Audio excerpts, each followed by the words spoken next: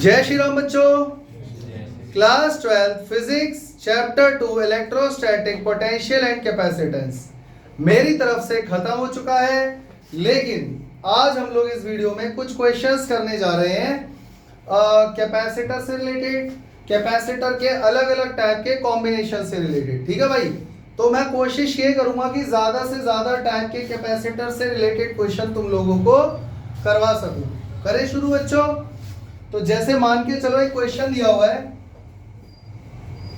और मैं यहां पर सारे जनरल केसेस ले रहा हूं। जनरल केसेस का मतलब समझते हो ना, मतलब कि आपको मैं न्यूमेरिक वैल्यू यहां पर नहीं दे रहा हूं। क्वेश्चन में अगर वो न्यूमेरिक वैल्यू देता है तो उसमें फॉर्मूले में पुट करके आप आंसर निकाल सकते हो, कोई दिक्कत।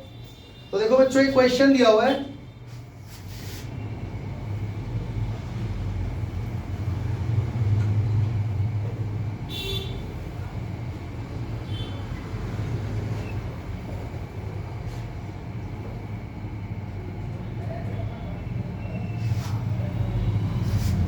एक पैरेलल प्लेट कैपेसिटर है जिसका यहाँ पर देखो, एक पैरेलल प्लेट कैपेसिटर है। इस पूरी प्लेट पर कौन सा चार्ज है? पॉजिटिव, इस पर आ गया नेगेटिव। ठीक है, अब इसमें दो डाइलेक्ट्रिक मीडियम रखे हुए हैं। इसका डाइलेक्ट्रिक कांस्टेंट क्या है? के। और ये है बच्चों मेटल, खाली मेटल बोला हुआ है, इसमें के की वैल्यू हमको नहीं दी। इसके अलावा इसकी थिकनेस है x और इसकी थिकनेस कितनी है? x। यहां से यहां तक का डिस्टेंस है बच्चों d और एरिया ऑफ प्लेट्स हो गया a। समझ में आ गया? क्वेश्चन ये है, find the total capacitance of capacitor. Find the total capacitance of the given capacitor. Capacitor दिया हुआ, इसका टोटल कैपेसिटेंस बताओ। बच्चों मुझे ये बताओ, कैपेसिटेंस का फॉर्मूला क्या होता है? मैंने तुम लोगों को लास्ट क्लास में एक जनरल फॉर्मूला बताया था। अगर किसी पैरेलल प्लेट कैपेसिटर के अंदर दो या दो से ज्यादा डाइलेक्ट्रिक मीडियम डाले हों तो उसका एक जनरल फॉर्मूला बताया था। याद है कि भूल गए? क्या बताया था बच्चों? Epsilon naught A divided by D minus T1 minus T2 minus dot dot dot plus T1 by K1 T2 by K2 plus T3 by कैसे चलता रहेगा। अरे याद है कि भूल गए? याद है? अब बताओ बच्चों, यहां पर क्या आ जाएगा? Epsilon naught A divided by D minus x minus x, हाँ या ना, plus T1 by K1। T1 कितना है? x bye K plus T2 कितना है? x। और बच्चों मेटल के केस में K की वैल्यू क्या होती है? और उसे दिया नहीं है लेकिन आपको पता होना चाहिए, तो यहाँ पर इंफिनिटी आ जाएगा। यहाँ तक कोई दिक्कत बच्चों? क्लियर है? इसके आगे क्या होगा? इसके आगे ऊपर लिख रहा हूं, C is equal to epsilon not A divided by d minus 2x plus x by k। कोई दिक्कत? सबको समझ में आ गया? इसके आगे लगा देना फैराड, आपका आंसर आ जाएगा। अब ये जनरल क्वेश्चन इसलिए है क्योंकि ना तो मैंने आपको एरिया दिया हुआ है, ना मैंने डिस्टेंस दिया हुआ है, ना ही इसकी थिकनेस दी हुई है, ना मैंने k की वैल्यू दी है। मैं चाहूं तो इस क्वेश्चन में d की, एरिया की, x की अलग अलग वैल्यूज देकर क्वेश्चन बहुत सारे बना सकता हूं। तो मुझे लगता है अगर आपका ये कॉन्सेप्ट क्लियर है, यहां तक आप पहुंच जाओगे तो एरिया की वैल्यू भी डाल दोगे, d भी डाल दोगे, x भी डाल दोगे, k भी डाल दोगे, हाँ या ना। तो इस टाइप के सारे क्वेश्चन हो जाएंगे, कोई दिक्कत? चले अगले क्वेश्चन की तरफ।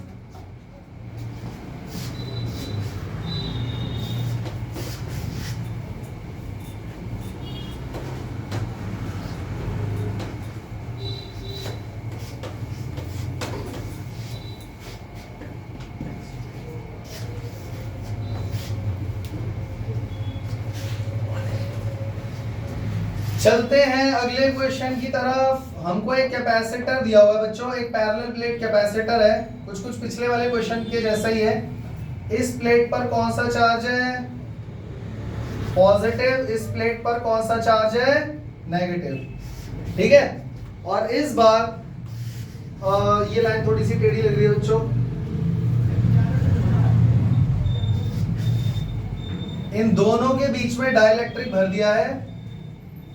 इसका डाइलेक्ट्रिक कांस्टेंट K1 है, इसका डाइलेक्ट्रिक कांस्टेंट K2 है। बच्चों क्वेश्चन समझ में आया कि नहीं? ये क्या है, डाइलेक्ट्रिक मीडियम है, ये समझ में आ गया। और इसके अंदर भी पूरा का पूरा डाइलेक्ट्रिक मटेरियल है, और ये थोड़ा अलग टाइप का सब्सटेंस है, इसीलिए इसका डाइलेक्ट्रिक कांस्टेंट कितना दिया हुआ है, K1, इसका K2। बच्चों इसका प्लेट का एरिया A है, और यहां से यहां तक है D/2, और यहां से यहां तक है D/2। कोई दिक्कत? इसका मतलब समझ में आ गया ना? जो टोटल इसका प्लेट्स के बीच का डिस्टेंस D था, उसमें हाफ पार्ट में ये डाइलेक्ट्रिक 1 है और हाफ पार्ट में डाइलेक्ट्रिक 2 है। कोई दिक्कत? बच्चों मुझे ये बताओ, टोटल कैपेसिटेंस कैसे फाइंड करोगे? अभी अभी मैंने एक फॉर्मूला लिखा था, याद है, भूल गए? दोबारा लिखूं? सीधा वैल्यू पुट कर दूं, epsilon not A upon D minus T1। इसका T1 कितना बच्चों, माइनस T2, T2 कितना है, अगेन D/2। समझ में आ रहा है? Plus T1 by K1। बच्चों T1 कितना है, D/2 K1, और T2 बाई K2, और T2 कितना है, D/2 K2। बच्चों कितने बच्चों को यहां तक की कहानी समझ में आ गई है? समझ में आ गया? अब जल्दी बताओ क्या हो जाएगा, epsilon not A divided bye, बच्चों D में से D का हाफ माइनस करोगे, हाफ D बचेगा, अगेन D/2 माइनस करोगे, 0, यानी ये वाला पार्ट पूरा खत्म हो जाएगा। क्या बचेगा हमारे पास, D/2K1 प्लस D/2K2। बच्चों जरा सॉल्व करना, क्या आ रहा है, C will be equal to epsilon not A divided by, इन दोनों का एलसीएम कितना हो जाएगा, 2K1K2, 2K1K2। अब इसके पास 2K1 है, K2 का मल्टीप्लाई D से होगा, तो DK2 प्लस DK1। और बच्चों ये 2K1K2 न्यूमरेटर में आ जाएगा, तो हमारे पास C की फाइनल वैल्यू आ जाएगी 2K1K2 epsilon not A divided by D common ले लो, K1 प्लस K2। कितने बच्चों को ये बात समझ में आ गई, फैरेड। ये भी जनरल क्वेश्चन ही है, क्योंकि अगर इस टाइप का कोई और क्वेश्चन आ गया तो आपको D दिया रहेगा, हाफ ऑफ कर देना, एरिया भी दिया रहेगा, K1 K2 की वैल्यू तो ऑब्वियसली वो देगा ही, तो यहाँ पुट कर देना। बाकी सब तुमको पता ही है कैसे करना है। एप्सिलॉन नॉट की वैल्यू पता है या भूल गए? कौन बताएगा? 8.85 into 10 power -12 C square by nm square. तो ये C की वैल्यू आ गई हमारे पास फैरेड में। बच्चों इस क्वेश्चन को करने का एक और तरीका है, बता दूं? इसी क्वेश्चन को करने का एक तरीका और है, मेथड 2। मेथड 2। बच्चों मुझे ये बताओ, क्या मैं ये अज्यूम कर सकता हूं यहां पर दो कैपेसिटर सीरीज में लगे हुए हैं, तो इसको नाम दे देते हैं C1, इसको नाम दे देते हैं C2। तो ये दोनों कैपेसिटर सीरीज में लगे हैं। बच्चों C1 की वैल्यू कौन बताएगा? कैपेसिटर का फॉर्मूला होता है epsilon not A by D, और इसका D कितना है, D/2। हाँ है ना? और बच्चों जो कैपेसिटर है उसकी कैपेसिटेंस K टाइम्स बढ़ नहीं जाएगी, क्योंकि उसके अंदर तो डाइलेक्ट्रिक मीडियम है। Epsilon not A by D तो तब लगाओगे ना भाई जब सिर्फ कैपेसिटर होगा, पैरेलल प्लेट होगी, अंदर उसके डाइलेक्ट्रिक भी तो है, तो K1 टाइम्स कैपेसिटेंस बढ़ जाएगा। तो कितना आ गया C1, जल्दी बोलो, 2 ऊपर आ जाएगा, 2A K1 epsilon not bye D। इस हिसाब से बच्चों C2 कितना हो गया, अगेन यहाँ पे epsilon not A by D/2 put करोगे, एप्सिलॉन नॉट A D/2, और यहाँ पास K2 आ जाएगा, है ना? तो इसको सॉल्व करोगे तो कोई बीमारी है क्या, छोड़ दो उसे, यहाँ देख लो। इधर क्या हो जाएगा, 2A K2 epsilon not into D। बच्चों C1 C2 की वैल्यू में कोई दिक्कत है तो पूछ लो। C2 वाला पूरा सॉल्व करके दिखाऊं क्या ऐसे, क्लियर है? बच्चों C1 और C2 सीरीज में है या पैरेलल में है? सीरीज में है ना, तो मुझे जल्दी बता दो सीरीज में 1/CS का फॉर्मूला क्या होता है? 1/C1 प्लस, हाँ या ना? तो 1/CS is equal to 1/C1। बच्चों C1 की वैल्यू अगर ये है और इसका रेसिप्रोकल अगर कर दो, क्योंकि मुझे 1/C1 चाहिए ना, तो क्या हो जाएगा बताना? D upon 2AK1 epsilon not plus D upon 2AK2 epsilon not, हाँ या ना? बच्चों जल्दी बताओ एलसीएम कैसे लोगे? मुझे लगता है आप लोगों को D upon 2A epsilon not common ले लेना चाहिए। आपके पास 1/K1 प्लस 1/K2 बचेगा, हाँ या ना? हाँ या ना? बच्चों इन दोनों का एलसीएम लेके सॉल्व करूं अगर मैं, तो फाइनल मेरे पास CS कितना आया? आप इसका रेसिप्रोकल कर दो तो हमारे पास 2A एप्सिलॉन नॉट ऊपर आ जाएगा, अपॉन में D आ जाएगा, और इन दोनों का एलसीएम K1 K2 ऊपर आ जाएगा, अपॉन में K1 प्लस K2 आ जाएगा। कोई दिक्कत? बच्चों चेक करना ये आंसर और ये आंसर सेम है क्या? समझ में आ गया? कोई दिक्कत? चले अगले क्वेश्चन पे। जनरल केस है, वैल्यू दी होंगी, पुट कर देना, आंसर आ जाएगा फैरेड में। सब कुछ ऐसा यूनिट में लोगे, आंसर किस में आएगा? फैरेड में। चले अगले क्वेश्चन की तरफ।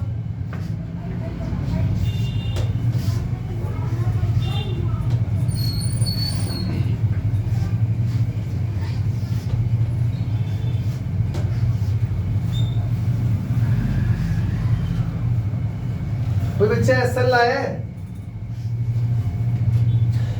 नहीं लाए तो भी कोई बात नहीं है। चलो बच्चों एक और क्वेश्चन करते हैं। एक क्वेश्चन नंबर 3। बच्चों एक पैरेलल प्लेट कैपेसिटर दिया हुआ है,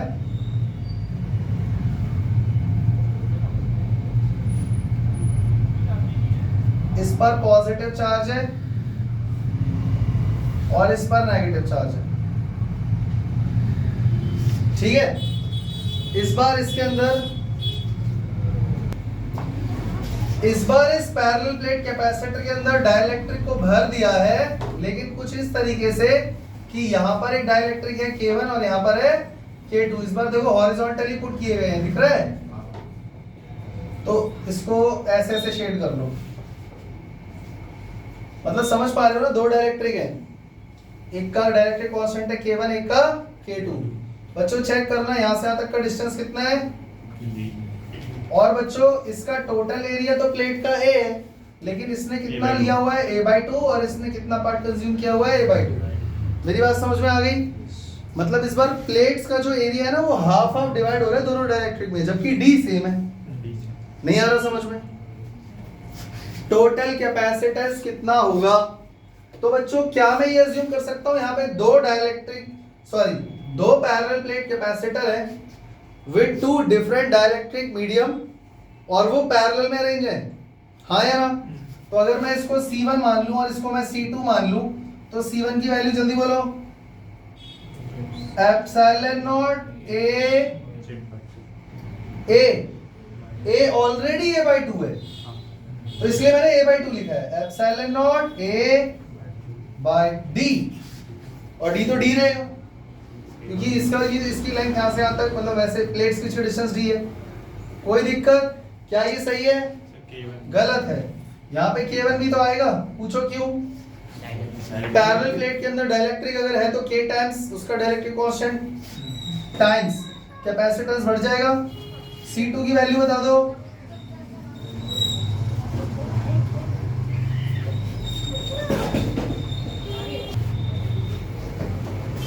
तो यहाँ पर इसका फॉर्मूला ये हो जाएगा। बच्चों अगर ये दोनों पैरेलल में है तो टोटल कैपेसिटेंस का फॉर्मूला क्या होगा?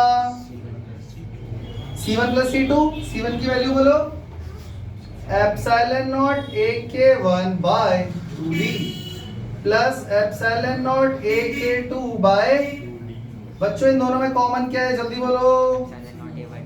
Epsilon not A by 2D common ले लो, K1 प्लस K2 बचेगा।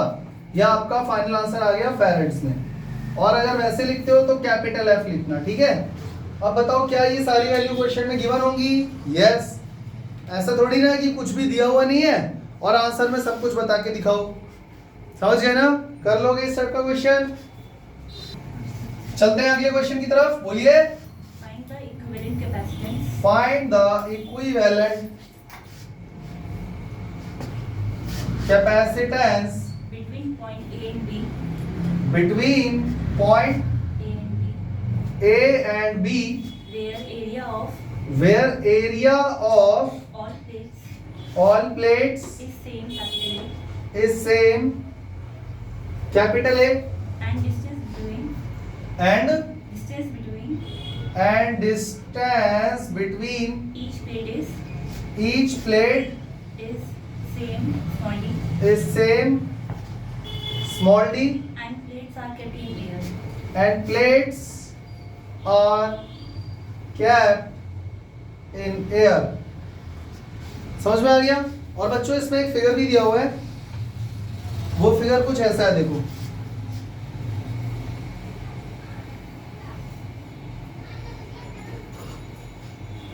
ठीक है, और यहां पर लिखा हुआ है A और यहां पर लिखा हुआ है B। ठीक है, हाँ हाँ, ये एक पैरेलल प्लेट कैपेसिटर है। बच्चों अगर तुम्हें यहाँ पर पैरेलल प्लेट कैपेसिटर नजर नहीं आ रहा है तो मैं तुम्हें बता देता हूं कि यहाँ पर 4 प्लेट्स ऐसे रखी हुई हैं, देखो। 1 2 3 4। अब दिख गई? 4 प्लेट, 1 2 3 4। समझ गए? सामने से देखोगे तो 4 लाइनें नजर आएंगी। इस वाली प्लेट को पोटेंशियल A और इस वाली प्लेट को पोटेंशियल B दिया गया है, मतलब बैटरी इन दोनों से जुड़ी हुई है, और बाकी दोनों प्लेट्स ऐसे सब हवा में हैं और इनके बीच में भी एयर फिल है, मतलब कोई डाइलेक्ट्रिक मीडियम नहीं है। और अगर होता भी तो मैं यहाँ पे उसको शेड करके बना देता। आया ना? इस टाइप का क्वेश्चन कैसे करोगे मालूम है? कैसे करोगे? और ये क्यों बनाया है इतना गंदा? क्या है इसको प्रॉब्लम? अरे भैया हमको तो बस ये समझ में आता है, ये सब क्या कर रहे हैं? बच्चों तुम्हें पता है बड़ी बड़ी जो कंपनीज होती हैं वहां पर पैसे पैसे का हिसाब होता है। अगर कॉस्ट कटिंग थोड़ी सी भी हो रही है ना, अगर एक प्रोडक्ट पे पर प्रोडक्ट कॉस्ट कटिंग अगर कंपनी की कुछ हो रही है, या पर प्रोडक्ट प्रॉफिट अगर बहुत कम पैसे में भी हो रहा है, 1 पैसा 2 पैसा, तो आप अंदाजा नहीं लगा सकते कंपनी का ग्रॉस प्रॉफिट नेट टर्नओवर पे कितना इफेक्ट आएगा। पार्ले जी बिस्कुट कितने रुपए का है? 4 रुपए का है, 5 का है? 5 का है ना? बच्चों मान लो कल से इंडिया में पार्ले जी 6 रुपए का हो जाए, तो आपको लग रहा होगा कंपनी को 1 ही रुपए तो मिला, क्या ही बिगड़ गया? आपको पता है पर डे पार्ले जी की सेल कितनी है इंडिया में? अंदाजा लगा पा रहे हो? एग्जैक्ट डाटा मुझे भी नहीं पता, आप गूगल सर्च कर लेना, जो भी नंबर आएगा आप उसमें मल्टीप्लाई बाय 1 कर देना, क्योंकि 1 रुपया बढ़ा दिया ना। मेरी बात समझ में आ रहे हो? जितने भी बिस्किट बिक रहे हैं हर पे 1 रुपया फायदा हो रहा है ना? नहीं समझे? भारत में जितने भी हॉस्पिटल हैं, जितने भी गांव देहात है बच्चे हैं, पूरे पैन इंडिया की बात कर रहा हूं, उतना प्रॉफिट बढ़ जाएगा ऑटोमेटिक। तो अब आप अंदाजा लगा लो कि कितना फर्क पड़ता है कॉस्ट कटिंग में या प्रॉफिट में, वो कितना काम करते होंगे। अगर मान लो यहाँ पर मुझे 3 पैरेलल प्लेट कैपेसिटर बनाने हैं बच्चों, ध्यान दो, कितने पैरेलल प्लेट कैपेसिटर बनाने हैं? 3। तो मुझे कितनी प्लेट चाहिए? जल्दी बोलो, कितनी प्लेट चाहिए? 6 प्लेट चाहिए। 1 2 3 4 5 6, हाँ है ना? पर आप यहां देखो 3 पैरेलल प्लेट कैपेसिटर बने हुए हैं और कितनी प्लेट लगी? 4। 2 प्लेट की कॉस्ट कटिंग हो गई, तो कंपनी को फायदा होगा या नहीं होगा? तो बड़ी बड़ी कंपनियों में जब यूज होता है ना इसका, तो ऐसे होता है। तो अब आते हैं अपने मतलब की बात पे, इसको सॉल्व कैसे करें? बच्चों मेरी बात सुनो, अगर देखो क्वेश्चन पूछा है find the equivalent capacitors between point A and B, A और बी के बीच में सी नेट बताना है, where area of all plate is same. अच्छा, सबका एरिया सेम है, सबके बीच में जो डिस्टेंस है वो भी सेम है, मान लो d है।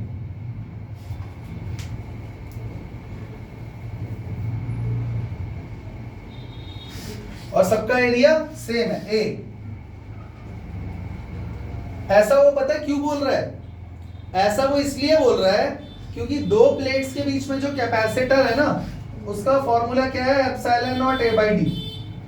तो C1 भी उतना ही होगा, C2 भी उतना ही होगा, C3 भी इतना ही होगा, हाँ या ना? यानी जब तीनों इक्वली है तो अलग अलग नाम क्यों दे रहे हो? C बोलो। यानी वो इनडायरेक्टली ये कहना चाह रहा है कि इसका कैपेसिटेंस और इसका कैपेसिटेंस सेम है। समझ गए ना? क्योंकि तीनों का एरिया सेम है और डी भी सेम है, डाइलेक्ट्रिक मीडियम है नहीं, तो उसकी वैल्यू वो क्वेश्चन में पक्का देगा आपको, पुट कर देना, आंसर आ जाएगा। यानी इससे तो कोई प्रॉब्लम नहीं है। तो एप्सिलॉन और a अपॉन डी की जगह सीधा c बोल दूं, कोई दिक्कत तो नहीं है, c बोल दूं, चलो d है। अब बच्चों दिक्कत ये है कि इसको सॉल्व कैसे करोगे? इसको सॉल्व करने का तरीका बच्चों ये है कि जब भी आप कहीं बैटरी लगाते हो, बच्चों देखो जैसे मान लो बैटरी लगाते हैं तो इसका वोल्टेज भी लेते हो, ये पॉजिटिव और नेगेटिव लिखते हो। करंट तभी फ्लो होगा जब पोटेंशियल का डिफरेंस होगा। मान लो बच्चों ये बैटरी 25 वोल्ट की है, तो 25 वोल्ट का मतलब पता ही है? इसका मतलब ये है कि इस बीकर के अंदर, इलेक्ट्रोलाइटिक सेल के अंदर, ये सेल ही तो है, जो दो इलेक्ट्रोड है उनके बीच का जो इलेक्ट्रिक पोटेंशियल डिफरेंस है वो 25 वोल्ट है। मतलब एक 25 वोल्ट पे है, एक 0 वोल्ट पे है, नहीं समझे? या एक 100 वोल्ट पे है तो एक 75 वोल्ट पे होना चाहिए। मेरी बात समझ में आ रही है? दो इलेक्ट्रोड्स के बीच में पोटेंशियल डिफरेंस जो भी होता है उतने ही वोल्ट की बैटरी होती है, हाँ या ना? तो बच्चों मान लेते हैं इसका पोटेंशियल है V और इसका है 0। नहीं आ रहा समझ में? आ गया? और जो दो रिमेनिंग प्लेट है जो किसी भी पोटेंशियल से नहीं जुड़ी है, आप उनको वायर से जोड़ देना। क्या कर देना? वायर से जोड़ देना। अब इसको, जिसको मैंने वायर से जोड़ा है, देखो बच्चों इस वाली प्लेट का पोटेंशियल कितना है? V। इसका कितना है? 0। तो इसका तो हमको नहीं पता, तो हमने इसका पोटेंशियल मान लिया x, और जितना इसका पोटेंशियल होगा उतना ही पोटेंशियल इसका होगा x, क्योंकि दोनों सेम वायर से जुड़ी हुई हैं। इतनी बात सबको समझ में आ गई? अब बच्चों चेक करो यहाँ पे कितने पोटेंशियल के पॉइंट नजर आ रहे हैं? 3, V, 0 और x। यानी अब आपके पास क्या क्या है? पॉइंट A है जिसका पोटेंशियल V है, पॉइंट B है जिसका पोटेंशियल 0 है, और एक पोटेंशियल x है, हाँ या ना? बच्चों चेक करो, जो ये C1 है, मैं यहां पर अलग नाम इसलिए दे रहा हूं ताकि समझ पाओ। C1 किन दो पोटेंशियल के बीच में है? ये वाला पैरेलल प्लेट कैपेसिटर x और V के बीच में है, हाँ या ना? तो x और V के बीच में एक कैपेसिटर बना दो छोटा सा, इसका नाम हो गया C1। वो अलग बात है कि C1, C2, C3 की वैल्यू सेम है, पर अभी इसलिए नाम दे रहा हूं कि ये समझाने के लिए ये निपट गया। अब बच्चों ये जो दूसरा कैपेसिटर है ये किसके बीच में है? V और 0 के बीच में। तो यहां पर बना दूं? नहीं, ये x और 0 के बीच में। पर ये वाला कैपेसिटर आप चेक करो ना, V और 0 के बीच में। तो यानी V और 0 के बीच में एक कैपेसिटर आएगा C2। निपट गया? कोई दिक्कत? बच्चों तीसरा कैपेसिटर कहाँ है? 0 और x के बीच में। तो कहीं यहाँ पे तो नहीं आ रहा? C3। निपट गया? जब ये तीनों निपट गए का मतलब है मैंने अपने दूसरे फिगर में एडजस्ट कर लिए। कोई दिक्कत? अब बच्चों इसका कैपेसिटेंस कितना है तीनों का? सेम हो भी सकता है, सेम नहीं भी हो सकता। अभी क्वेश्चन के अकॉर्डिंग सेम है, अगर डाइलेक्ट्रिक डाल देगा तो अलग अलग हो जाएगा, या एरिया ऑफ प्लेट डिस्टेंस अलग अलग कर देगा तो भी अलग अलग हो जाएगा, सेपरेटली फाइंड करना पड़ेगा। पर अभी क्वेश्चन को इजी करने के लिए मैंने तीनों को सेम ले लिया, सही है क्या? अब इसका सी नेट निकाल लोगे बच्चों? चेक करो ये दोनों किसमें है? सीरीज में है। तो सीरीज को कैसे सॉल्व करते हैं? 1/c is equal to 1/c plus 1/c, इसको सी नेट बोल देते हैं। मेरी बात समझ में आ रही है? कितना हो गया? 1/c is equal to c और ऊपर 2 आ जाएगा, तो c is equal to c/2। वैसे भी याद करो मैंने तुम्हें एक फॉर्मूला बताया था, अगर कैपेसिटर सेम हो और सीरीज में हो तो c/n फॉर्मूला लग जाता है। तो यहां पर अगर मैं इसको रीड्रॉ अगर करता हूं तो बच्चों क्या आ गया हमारे पास? अब दो ही कैपेसिटर बचे हैं, नीचे वाला C इन दोनों को मिला के c/2। कोई दिक्कत बच्चों? इन दोनों को जोड़ूंगा तो फाइनल c इक्विवेलेंट कितना आ गया? अब तो पैरेलल में है तो c प्लस c/2 कितना हो गया? 3c/2 फैराड आपका आंसर आ गया। और एक बात, अगर आपको c की वैल्यू पुट करनी है तो ये हो जाएगा 3 epsilon not a by 2d। तो चेक कर लेना एरिया और d दिया हुआ है, दिया होगा, आप सेपरेटली फाइंड कर लेना। और एक बात, तीनों सेम हो भी सकते हैं, नहीं भी हो सकते, तो सेपरेटली फाइंड करके फिर ऐसे ऐसे करके सॉल्व करना पड़ेगा। पर अभी इसके पीछे लॉजिक समझ में आया डायग्राम के पीछे? कोई दिक्कत? अब इस टाइप का क्वेश्चन कर लोगे? एक और करें इस टाइप का, एक और करें इस टाइप का क्वेश्चन, ये घर जाके कॉपी में कर लेना सारे। इस टाइप का एक और क्वेश्चन करते हैं बच्चों।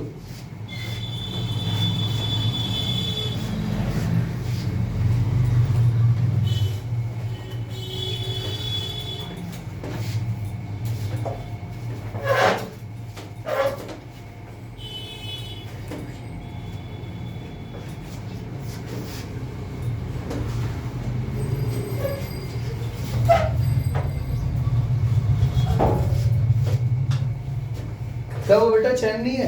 अच्छा,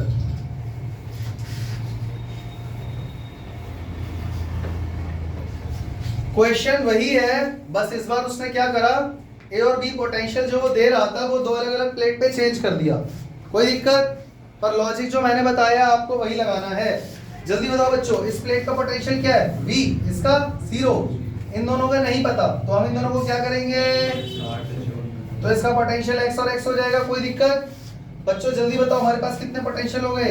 A V वाला, B 0 वाला, और इनके बीच में कहीं x वाला होगा। हाँ यार, क्योंकि x भी तो एक पोटेंशियल ही है ना यार, और वो 0 और मैक्स के बीच में ही कहीं होगा, और कहाँ जाएगा? इसको मान लो C1, इसको मान लो C2, इसको मान लो C3। बच्चों चेक करो C1 कहाँ पे है? x और v के बीच में, x और v के बीच में C1 निपट गया। ये C2 कहां पर है? चेक करो, V और X के बीच में, V और X के बीच में, मतलब ये अगेन V और X के बीच में ही है C2।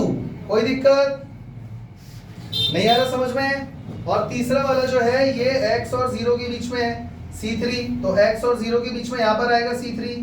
समझ में आ गया? अब हम ये बात पर्सनली जानते हैं कि C1, C2 और C3 की वैल्यू यहाँ पे सेम है, क्योंकि क्वेश्चन में मैंने ना लिखा हुआ है कि एरिया ऑफ प्लेट और डी सेम है। तो C का formula epsilon not A by D होता है। जब तीनों का एरिया और D सेम है तो कैपेसिटेंस भी। नहीं आ रहा समझ में? क्या ये दोनों पैरेलल में? तो इसको अगर मैं फिगर को रीड्रॉ करूं तो चेक करना, A और X के बीच में नया पोटेंशियल कैपेसिटेंस कितना हो जाएगा? 2C।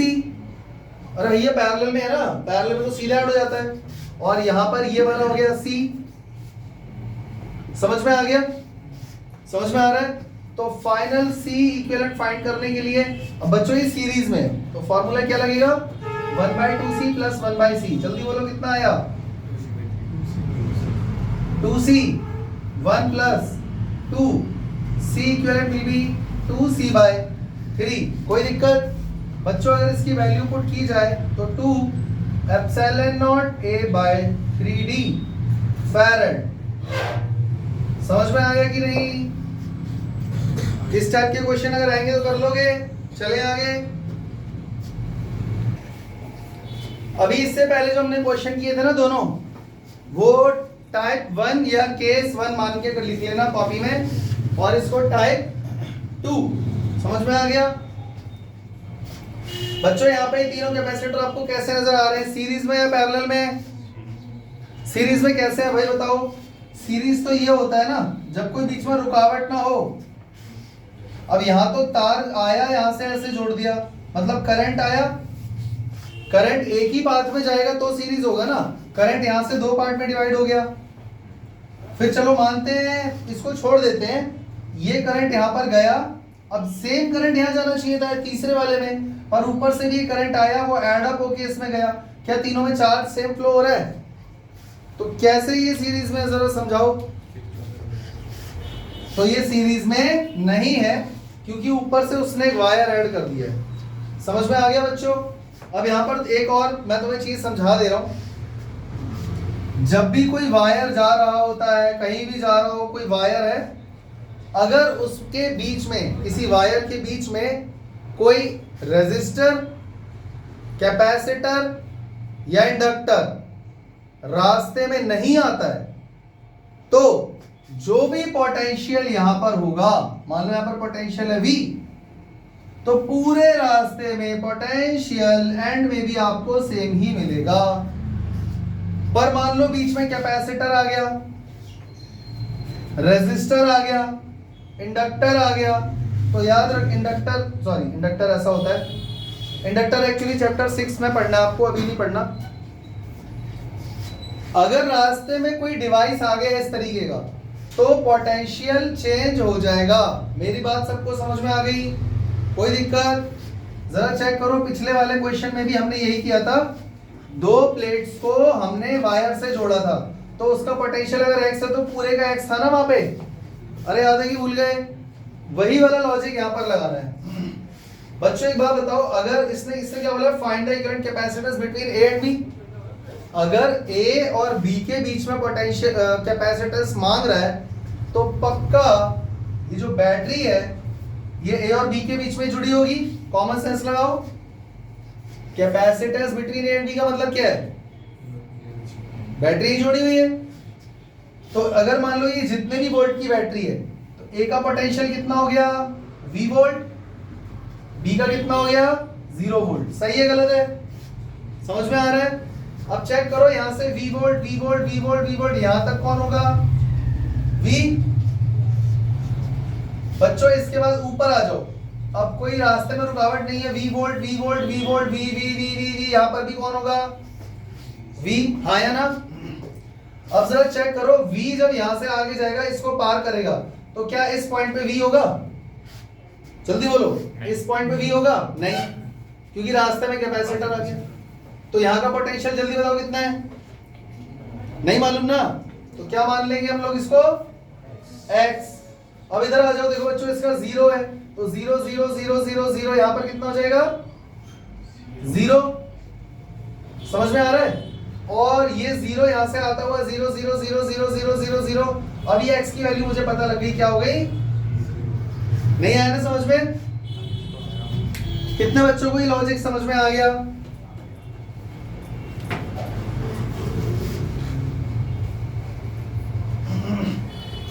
तो हमें ये फिगर दोबारा से रीड्रॉ करना पड़ेगा। अब बताओ बच्चों, कितने पोटेंशियल मिले आपको? A V वोल्ट वाला और B यानी 0 वोल्ट वाला। हाँ या ना? चेक करो, ये वाला कैपेसिटर V और 0 के बीच में लगा हुआ है, ये रहा V और 0 के बीच में C। ये वाला कैपेसिटर 0 और V के बीच में लगा हुआ है, तो मतलब इसको अलग से बनाना पड़ेगा, V और 0 के बीच में C।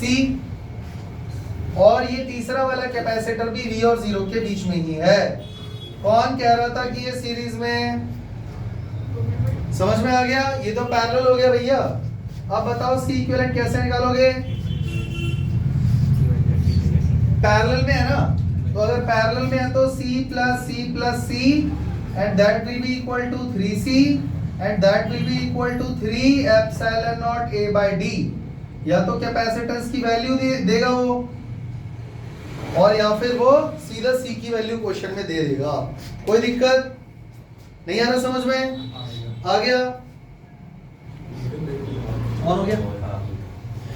सेम उसी टाइप का हमने एक और क्वेश्चन लिया है, बस थोड़ा सा हमने वायरिंग चेंज कर दी है। तो बच्चों जरा ध्यान से देखो, क्वेश्चन वही है, find C equivalent between A and B।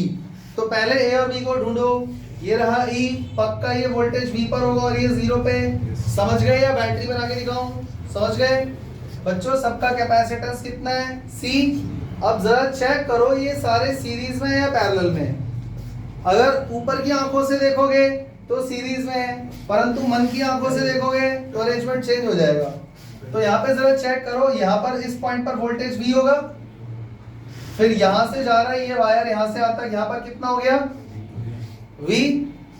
और बच्चों यहां से जैसे ही आगे जाओगे अब चेंज हो जाएगा, तो हर पॉइंट पे अलग अलग पोटेंशियल है। बी का 0 है, चलो चेक करो यहां से लेकर यहां तक क्या हो गया, यहां तक कोई दिक्कत समझ में आ गया। और तो कोई पॉइंट नजर आ नहीं रहा, तो आपको कितने पॉइंट नजर आए, वी ए वी वोल्टेज वाला और बी 0 वोल्टेज वाला, एक्स तो है ही नहीं। बच्चों जल्दी बताओ, ये तीनों सी सी सी वी और 0 के बीच में क्या सीरीज में लगे हुए हैं, हाँ या ना। और ये चौथा वाला ये भी V और 0 के बीच में ही लगा हुआ है, इस तरीके से समझ में आ गया। अब बताओ इन तीनों को, क्योंकि ये सीरीज में है और तीनों की वैल्यू सेम है, तो बच्चों C कितना हो जाएगा सीरीज वाला, C/3 सॉल्व कर लोगे या करके दिखाऊं। तो इसको रीड्रॉ जब हम करेंगे तो A और B के बीच में क्या बनेगा,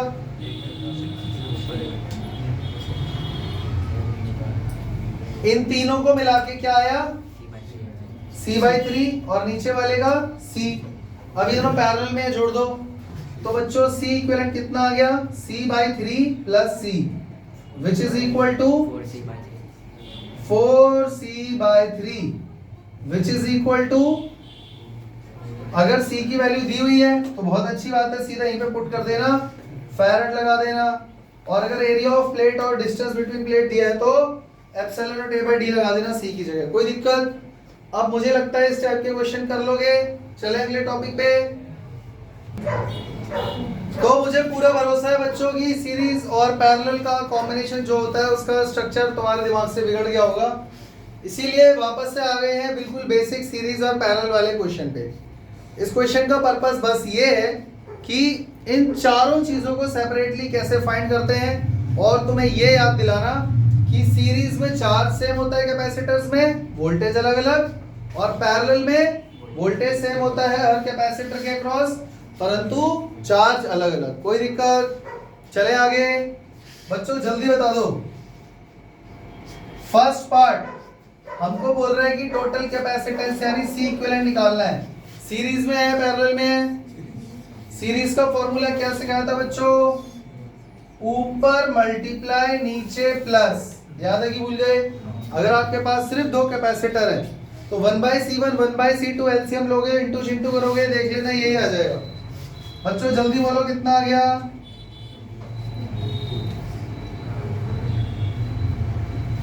लेकिन आंसर में माइक्रोफैरड लगाना पड़ेगा। पूछो क्यों, क्योंकि आप चेक कर लो वहां पे माइक्रोफैरड में आंसर दिया हुआ है। चले आगे, ये हो गया फर्स्ट पार्ट। सेकंड पार्ट पे आते हैं। बच्चों दोनों में चार्ज सेम ही होगा, हाँ या ना। सीरीज में मान लो यहां से चार्ज निकला Q, तो यहाँ पे भी Q पहुंचेगा, यहाँ पे भी Q रहेगा और यहाँ पे भी Q ही रहेगा, हाँ या ना। तो हम जानते हैं Q is equal to CV होता है। तो अगर टोटल चार्ज लोगे तो टोटल कैपेसिटेंस टोटल वोल्टेज हो जाएगा, बोलो हाँ। तो total charge will be total capacitance which is 2, इसको ऐसे ही रहने देते हैं माइक्रोफैरड में, इनटू वोल्टेज कितना है 12, यानी हमारे पास चार्ज कितना आ गया 24 माइक्रो कूलम। बच्चों चार्ज कितना आ गया। अब दोनों के लिए चार्ज अलग अलग निकालना पड़ेगा, ये सेम ही रहेगा, यानी कि चार्ज ऑन ईच कैपेसिटर, मैं लिख देता हूं, charge on each capacitor will be same and that is 24 micro coulomb. समझ में आ रहा है माइक्रो कूलम में ये क्यों हो गया, क्योंकि ये माइक्रो में था ना, तो 10⁻⁻6 लगाओगे फिर कूलम लिखोगे, माइक्रो कूलम लिख दो, इससे अच्छा। नहीं आ रहा ना समझ में। थर्ड पार्ट, अब उसने बोला वोल्टेज अक्रॉस ईच कैपेसिटर। बच्चों दोनों के अक्रॉस वोल्टेज सेम होगा या अलग अलग होगा, अलग अलग होगा ना। अब यहां से एक बात, एक पैटर्न निकल के आएगी, दिमाग में फिट कर लेना। लेकिन ये भी कंफर्म है कि V1 plus V2 equal to 12 होगा, क्योंकि टोटल वोल्टेज क्या है, यही तो दोनों में डिवाइड हो रहा है ना, आधा आधा। अब आधा आधा हो रहा है, कितना परसेंट जा रहा है मुझे नहीं पता, पर टोटल इन दोनों का सम 12 होगा। बच्चों हम जानते हैं Q इक्वल टू CV होता है, यानी Q1 equal to C1 V1। तो V1 निकालने के लिए क्या करोगे, Q1 बाई C1। अब Q1 का तो कोई सेंस ही नहीं है, चार्ज तो सब जगह सेम ही है। तो V1 will be equal to 24 upon C1 which is C1 6। तो V1 कितना आ गया, 4 वोल्ट। बच्चों 4 वोल्ट आएगा या 4 माइक्रो वोल्ट आएगा? नहीं आएगा माइक्रो, क्योंकि ये भी माइक्रो कूलम है और ये भी माइक्रो फेरेड है। माइक्रो से माइक्रो, वैसे भी 12 वोल्ट में से 4 वोल्ट लोगे, 4 माइक्रो वोल्ट लोगे। समझ गए बच्चों? V2 फाइंड करना पड़ेगा या दिमाग लगा लोगे? हम जानते हैं कि इन दोनों वोल्टेज को जोड़ के 12 आएगा। अगर इसने 4 ले लिया है 12 में से, तो इस पे 8 ही वोल्ट तो होगा भैया। अगर फिर भी तुम्हें नहीं समझ में आ रहा तो एक काम करो, ये लो, Q is equal to C2 V2 and V2 will be equal to Q by C2, यानी 24 by 3 which is equal to 8 volt. अब तो ठीक है। यहां से कोई बात नोटिस करी तुम लोगों ने? जिसका कैपेसिटर बड़ा था उसका वोल्टेज कम है, और जिसका कैपेसिटर छोटा है 3 माइक्रोफैरेड उसका वोल्टेज बड़ा है। नहीं आ रहा समझ में? और एक बात मजे की देखो, ये इससे डबल है, ये कैपेसिटर इससे डबल है, तो वोल्टेज भी इसने इसका हाफ ही लिया है। यहाँ 8 है तो इसका 4 है। नहीं समझे? समझ गए? चले आगे। अब बच्चों जल्दी बताओ, चौथा पार्ट रह गया, क्या करने को बोल रहा है? Energy stored in both capacitor stored. तो दोनों का अलग अलग एनर्जी फाइंड करके हमें जोड़ना भी है।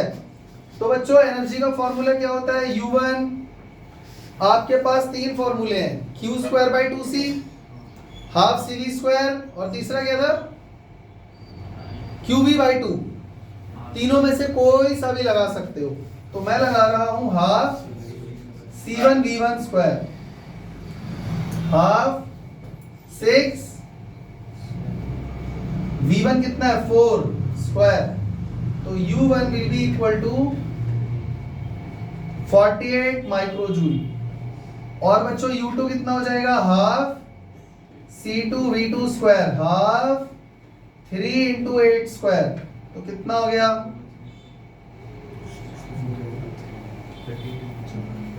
96। 64 इंटू 3/2। बिल्कुल मत बताना कुछ भी। 96 माइक्रोजूल। माइक्रो क्यों आया?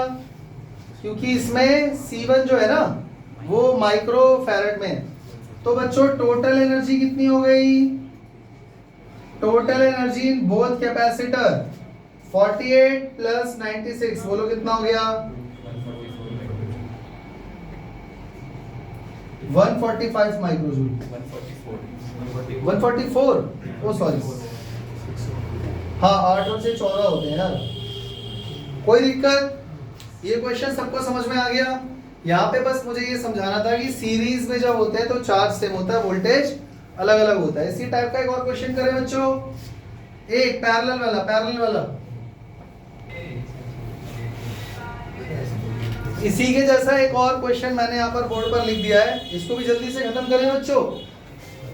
फर्स्ट पार्ट देखो, इस बार बस सीरीज की जगह पैरेलल में आ गए हैं। तो पैरेलल में क्या सेम होगा?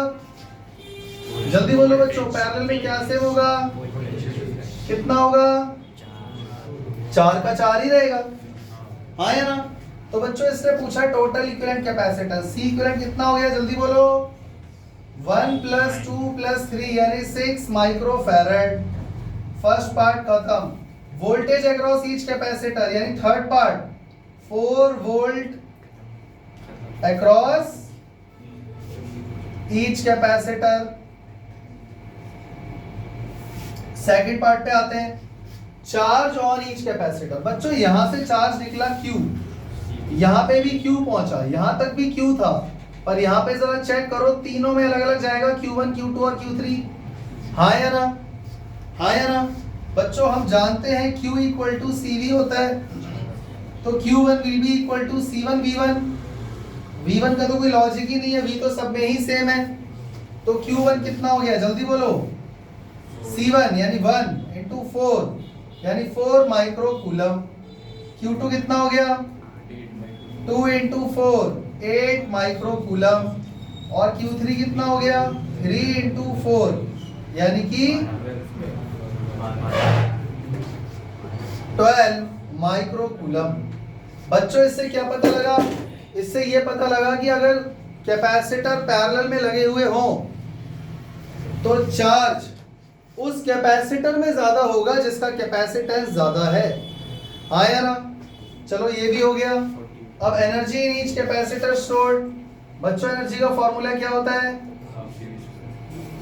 U1 लिख देते हैं इसको U1, तो half C1 V1 square, V1 का कोई लॉजिक नहीं है, half C1 V1 square, V कितना है 4, कितना हो गया 8 माइक्रोजूल।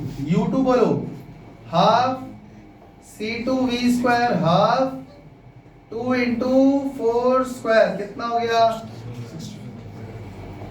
और U3 will be half C3 V square, half 3 into 4 square, कितना हो गया 24 माइक्रोजूल। टोटल एनर्जी कितनी हो गई, टोटल एनर्जी कितनी हो गई U1 plus U2 plus U3, that will be equal to 8 plus 16 plus 24 which is equal to 48 माइक्रोजूल।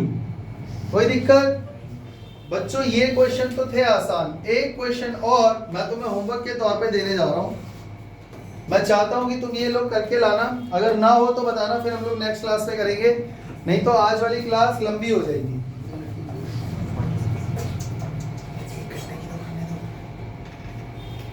तो ये क्वेश्चन जो मैं बोर्ड पे लिखने जा रहा हूँ ये मैं तुम्हें होमवर्क देके जा रहा हूँ, पर ये मैं कल चेक करूंगा, ठीक है भाई? कल तुम्हारा टाइम क्या है 3 to 4 संडे, कोई दिक्कत? ठीक है, इसको नोट डाउन कर लेना कॉपी में। बच्चों देखो यहाँ पर एक क्वेश्चन दिया हुआ है जिसमें यहाँ पर टोटल 4 कैपेसिटर हैं, 3 μF, 2 μF, 5 μF, 4 μF, 6 volt की बैटरी है। ये लाइन इस पूरे के साथ पैरेलल में, ये कैपेसिटर इस कॉम्बिनेशन के साथ सीरीज में, और ये दोनों पैरेलल में। आंखों से दिख ही रहा होगा यार, समझ गए ना? आपको क्या फाइंड करना है, ratio of charge on 5 μF and 4 μF capacitor. इस पर कितना चार्ज है न्यूमरेटर, इस पर कितना चार्ज है डिनोमिनेटर, रेशियो निकाल लोगे? पक्का याद रखना, फिर से बोल रहा हूं, सीरीज में चार्ज सेम होता है और पैरेलल में वोल्टेज सेम होता है। कर लोगे? ये तुम्हारा होमवर्क है बच्चों, तुम्हारी क्लास कल है संडे को, और जो भी बच्चा ये क्वेश्चन करके लाएगा उसे मैं होशियार थोड़ा सा मान लूंगा, ठीक है? कोशिश करना, नहीं तो हम लोग कल क्लास में ये क्वेश्चन करेंगे, ठीक है? मिलते हैं अगली क्लास में, तब तक के लिए जय हिंद, जय श्री राम। और जो लोग वीडियो देख रहे हैं वो अगर उन्हें क्वेश्चंस अच्छे लगे अपने दोस्तों को जरूर शेयर करें।